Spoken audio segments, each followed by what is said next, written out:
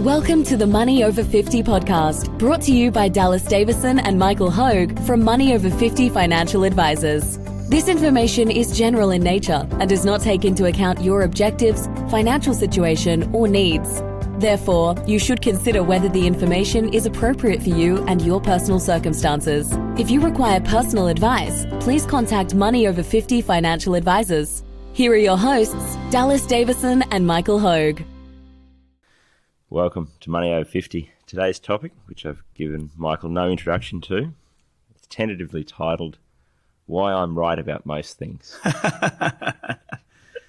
To get that reaction, you needed to... not tell you in advance of what it was going to be called or what it was going to be about. It's funny because I feel the same way about myself. I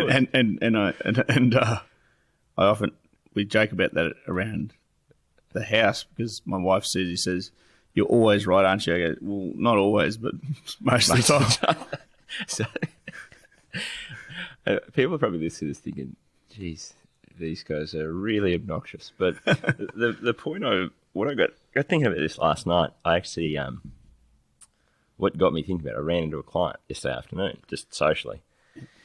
And they were saying, and they had, over the last year, there's been a fair few changes in their life. Though one of them's retired, the other one's leading up to retirement.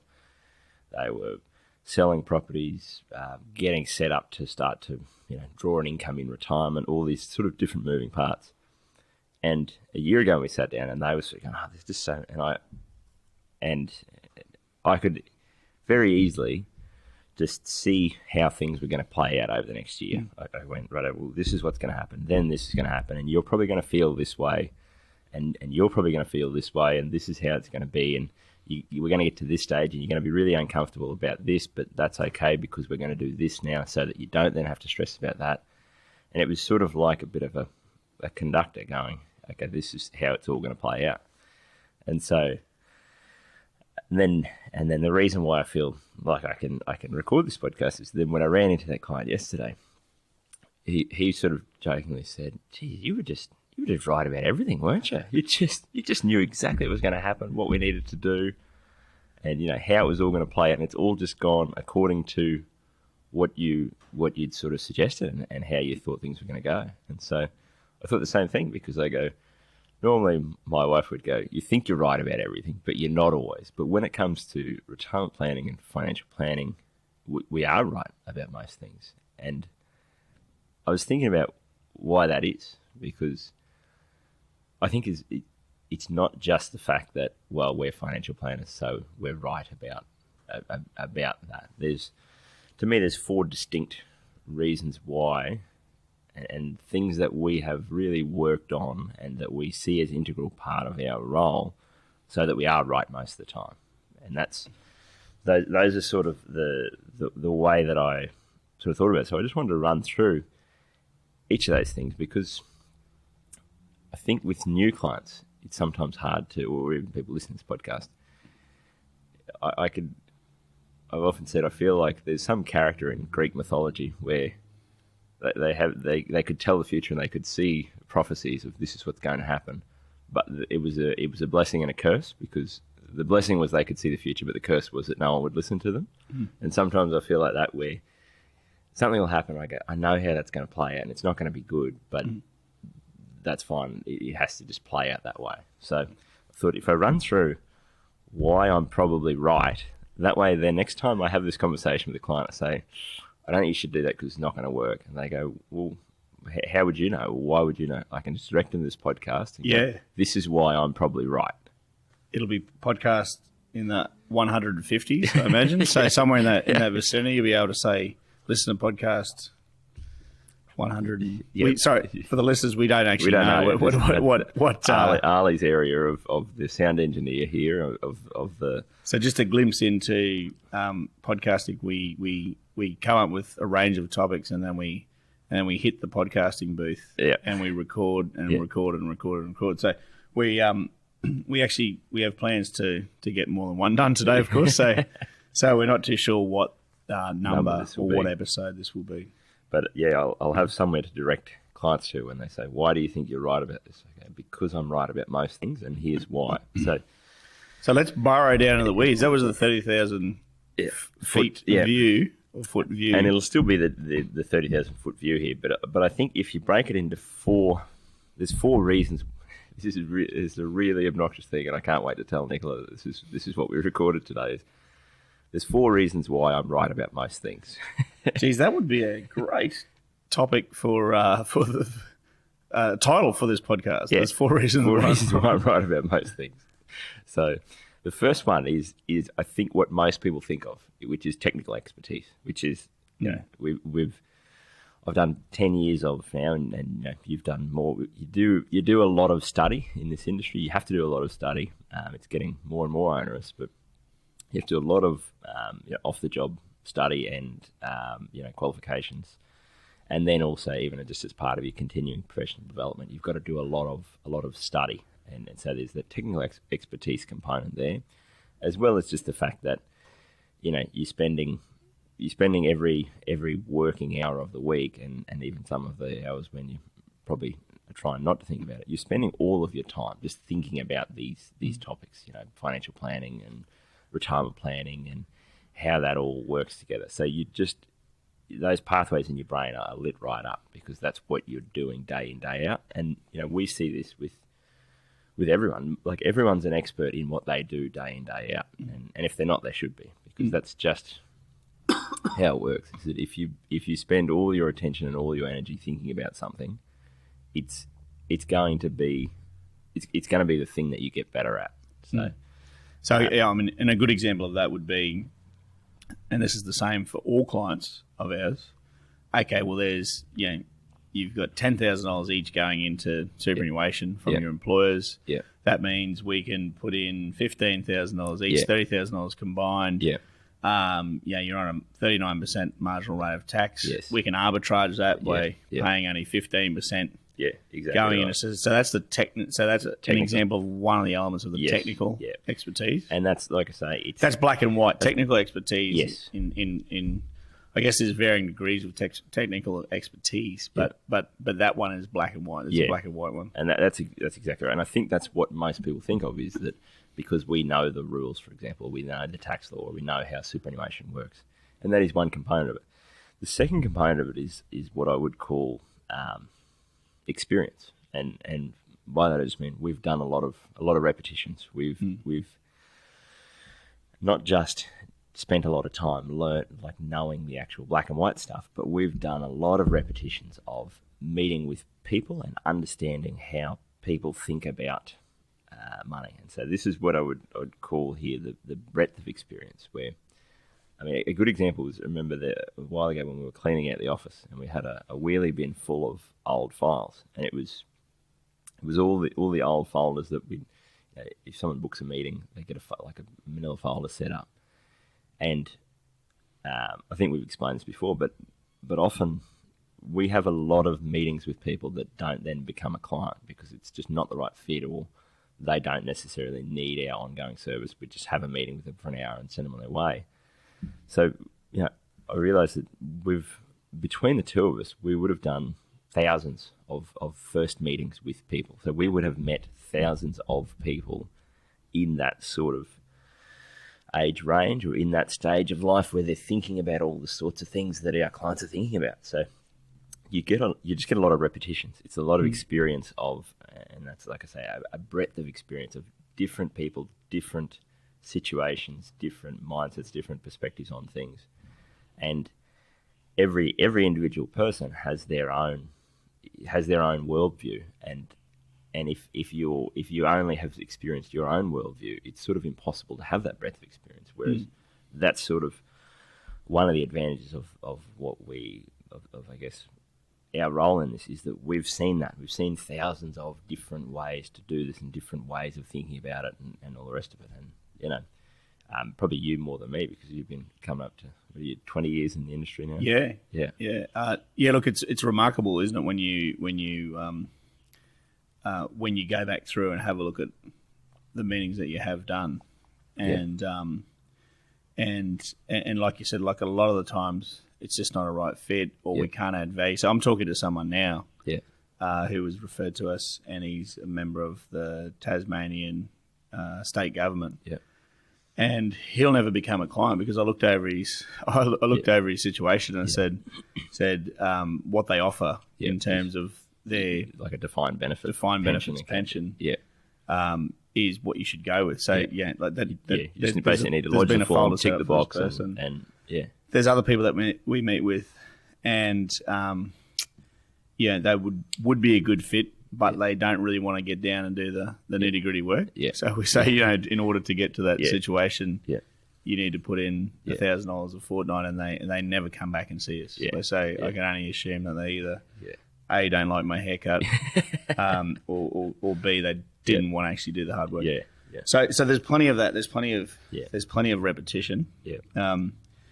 And I hope I don't steal your thunder here, but it's repetition with the right type of people. And what I mean by that is that they're not. It's not repetition with 25-year-olds who are first home buyers. It's repetitions with people that are 50 and above who are all. They're not all the same.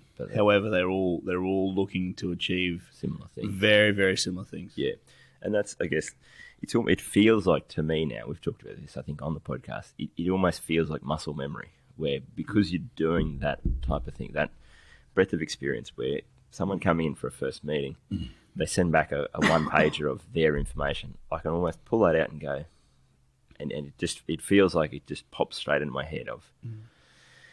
And it often needs more digging to get to, but you can kind of look at it and go, I think I have a rough idea of their situation and what and the main things that they need to focus on in order to get where they need to be. And I sort of think I probably know roughly where they're heading and what they're mainly worried about and all those kinds of things. And then, I was talking about this with Ali the other day, who's sort of training up, and I was saying one of the things that's hard is you get so good at that you do all those repetitions, you get so good at the muscle memory that you actually have to stop yourself and go, I've looked at that, I think I have an idea in my mind of what the situation these people are in and where they're trying to head to and what they probably need to focus on.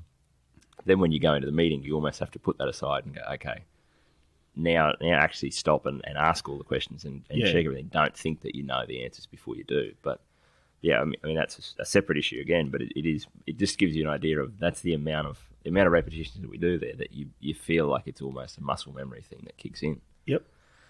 So that's what I would. That's number two. So number one, technical experience. Yep. Number two, technical expertise. Number one. Yep. Number two, breadth of experience. Yep.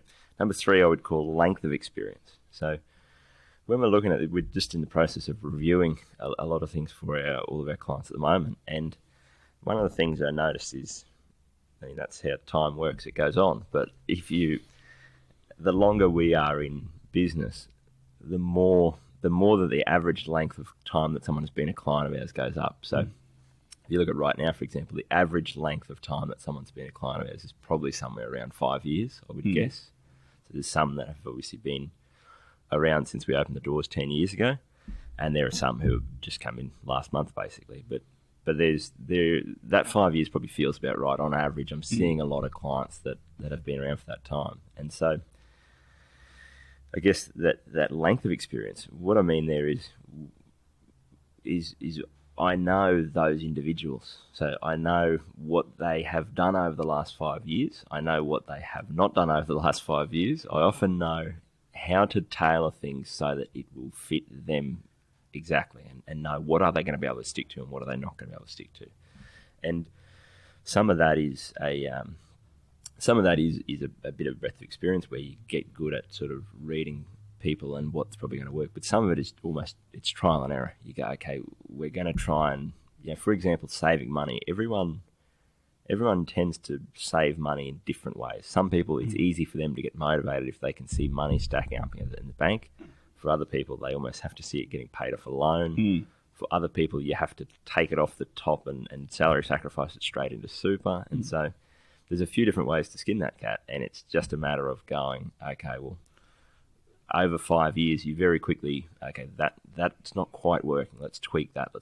So that, and that's why that 5 year thing popped in my head is most people that we're looking at now, I think that after the first few years, you really get a rhythm going, and they're just rolling along really well, where sort of ironed out those kinks. They've worked out how to run their household expenses and budget and everything. We've worked out how to work best with them. And so you get that length of time where, and I think it builds up in a couple of ways, where you know them really well, and then also they know you really well. And so they've seen the runs on the board where if you say to do something, it's probably going to work, and here's why. So that's, I guess I'd call that length of experience. And you would also see that, you've got clients that have been with you for a lot of years now.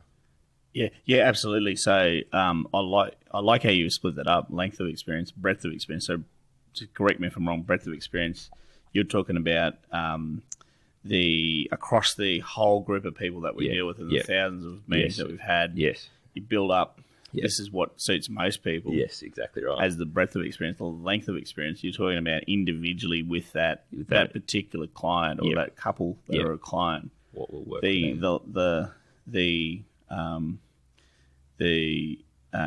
interpersonal relationship with that particular couple, and what works for them, what doesn't work for them.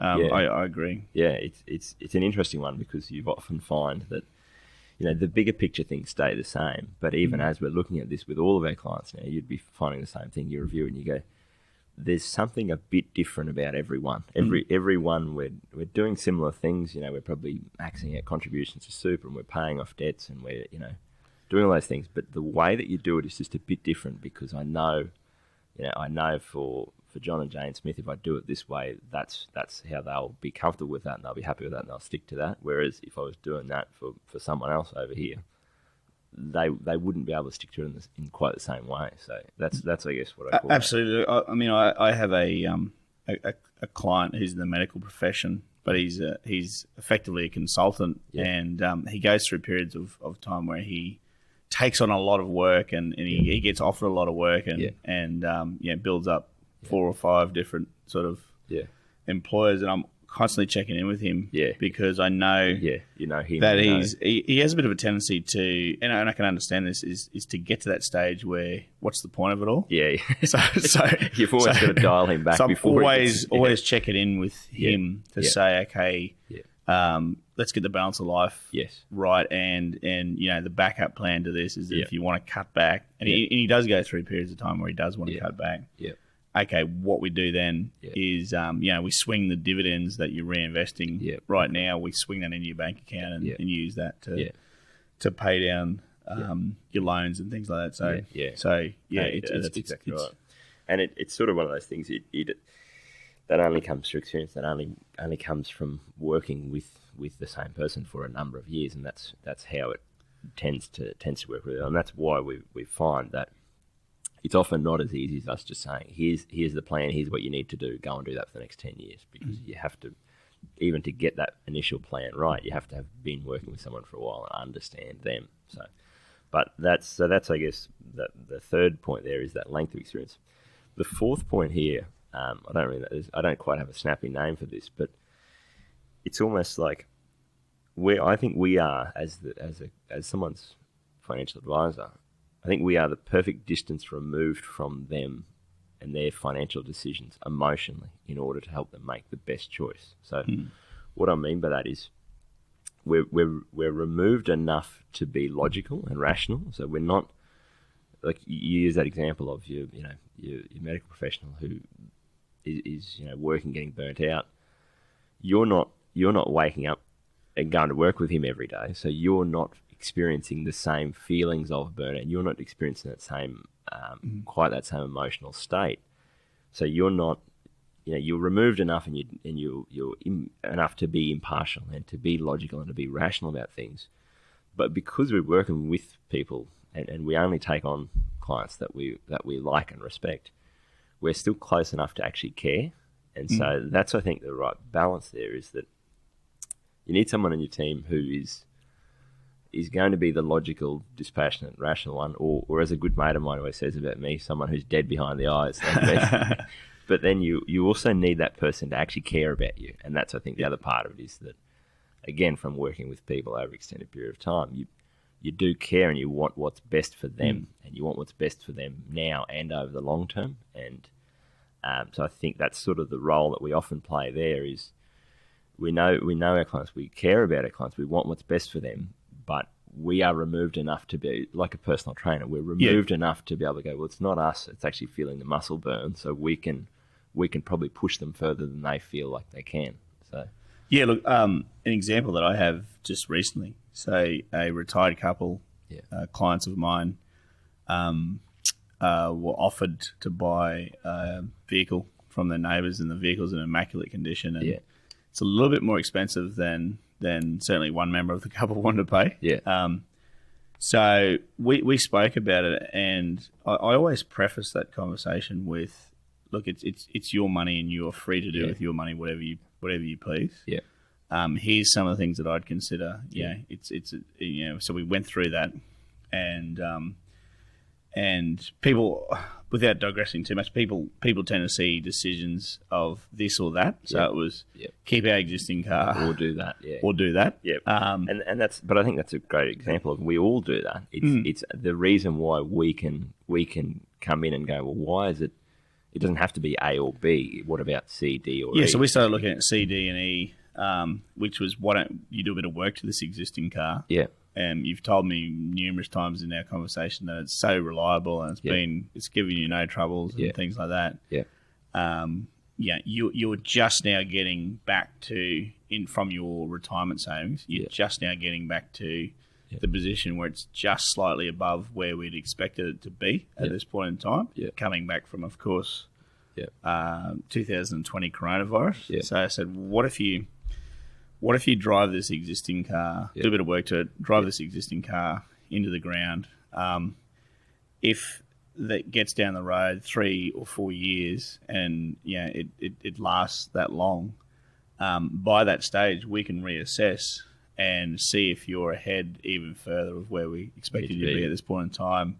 There's plenty of different options there at that point in time. So I mean, that's just one example. So you're right in terms of I'm far enough removed emotionally from that. Well, like you're not driving the car. I'm not driving the You know vehicle. what I mean? So it's easy for you to go, it's just a dollars and cents thing. This is the impact this will have on you over the next 5 years. What are the trade-offs? What else could you do with that? Whereas if it's you going and test driving the car, it's easy to get caught in that emotional thing of, but this is a really nice car and we like it and it's got, the new car smell, or it feels good, or it feels whatever. So I think that is what makes it easy for us to do that. Yeah. So we'll wrap up. Yeah. So number one, so technical expertise. To summarise why I'm right about most things, the 4 reasons why I'm right about most things. Look, you could to not sound so conceited, we can say there's 4 reasons why a good financial advisor is right about most things. And true. People know you're implying that we're talking about you, but it's you're not outwardly coming out and saying there's 4 reasons why I'm always right. But I want to leave it as why I'm right about most things, so then I can also refer my wife Nicola to this podcast. You could say there's 4 reasons why I'm usually right most of the time. So you've got two percentage variables there. Yeah. So wrapping up. Technical expertise, and that is essentially black and white decisions there. Okay, you can put this money into superannuation. You can save 39% tax here, pay 15% tax here.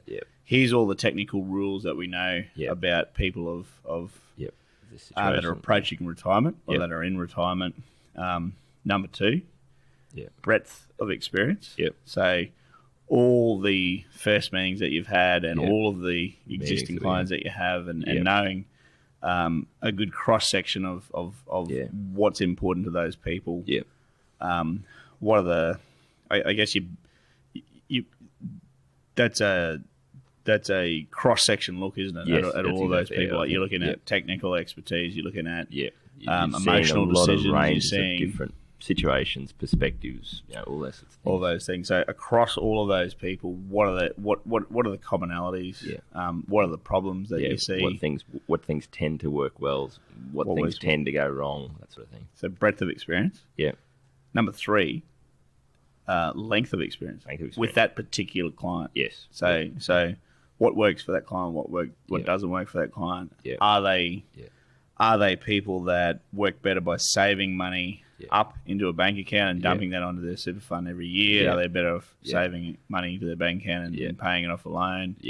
All those types of things. Do we need to take money? Yeah, what are the things that they tend to get, where do they tend to get caught with things going wrong? Where do they not have to worry about these things? Where do they tend to overspend? Where do they not? All those sorts of things.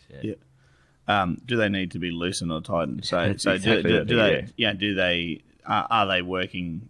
Are they working too much and they're going to throw the towel in and say, what's the point of it all? Do they need to be pulled back a little bit there? Do they need to be pushed forward a little bit? Because exactly right. That's exactly how I think it. Do they need to be loosened or tightened? That's experience can tell. So that's number 3, and number 4 was being close enough to care, but far enough removed from the problem to be able to be logical and rational. And so, like I said, I don't have a snappy name for that, but I think that's that distance, the emotional distance, is getting that exactly right.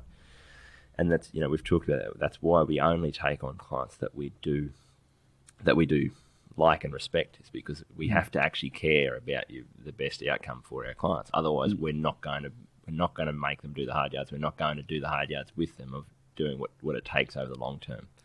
But at the same time, while we're doing that, we need to maintain that ability to be dispassionate and to just be rational and logical about the situation, about the decision they're making at that point in time.